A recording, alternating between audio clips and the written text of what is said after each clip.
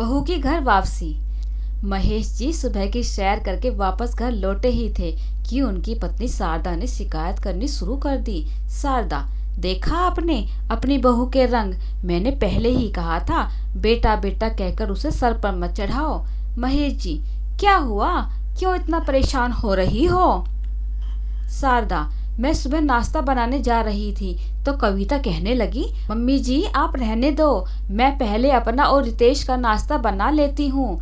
पिताजी और आप तो घर पर ही रहते हो, बाद में नाश्ता बना लेना।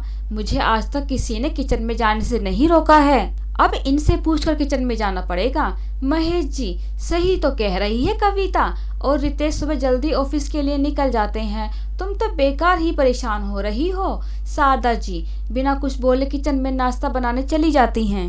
इसी तरह हर दिन बात बात पर शारदा जी अपनी बहू कविता से बहस करती रहती थी। एक दिन रितेश ने कहा, पापा मैं सोच रहा था कि कहते कहते वह रुक जाता है। महेश जी, क्या बात है बेटा, साफ साफ बोलो। रितेश, पापा माँ और कविता में हर दिन बहस होती रहती है, क्यों ना हम अलग रहने लगें। तभी वहाँ शारदा जी आ जाती हैं। शारदा जी, हाँ तो महारानी ने पट्टी पढ़ा दी होगी।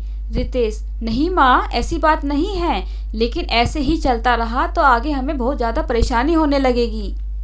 महेश जी, बेटा जैसा तुम चाहो, अगर तुम्हें ऐसा लगता है तो यही सही है, हम चाहते हैं कि सब खुशी खुशी रहें। यह सुनकर शारदा जी रोने लगती हैं। शारदा जी, एक ही बेटा है हमारा और आप उसे भी अलग रहने की बात कर रहे हैं। महेश जी, जाने दो उसे, हम किसी को बांध कर नहीं रख सकते। अगले दिन कविता और रितेश अलग घर में रहने चले जाते हैं।